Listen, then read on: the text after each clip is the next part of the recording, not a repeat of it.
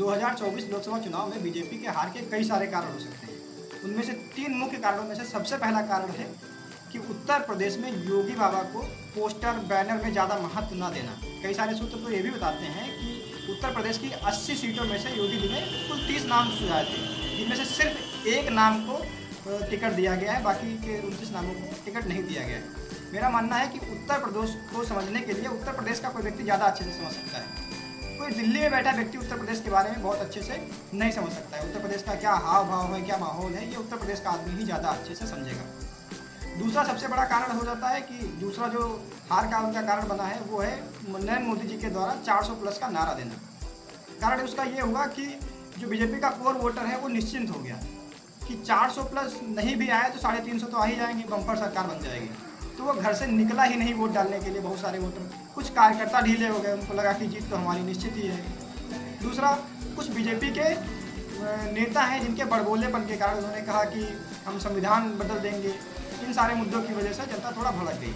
विपक्ष ने इन मुद्दों को आसानी से उठा लिया और उसका खूब प्रचार किया। जैसे उन्होंने प्रचार किया कि बीजेपी अगर 400+ ले आती है या बहुमत ले आती है तो संविधान बदल देगी या फिर आरक्षण को ख़त्म कर देगी, जबकि उनका उद्देश्य सिर्फ इतना था कि हम अगर 400+ ले आएंगे, एक मजबूत सरकार बना पाएंगे, तो हम सेकुलर शब्द को हटा करके हिंदू राष्ट्र जोड़ देंगे। बीजेपी अपने इस फंडे को, अपने इस विचार को प्रमोट करने में असफल रही, जबकि विपक्ष ने अपना खूब अच्छा प्रचार इस बात का किया और उसका फ़ायदा उन्होंने उठाया।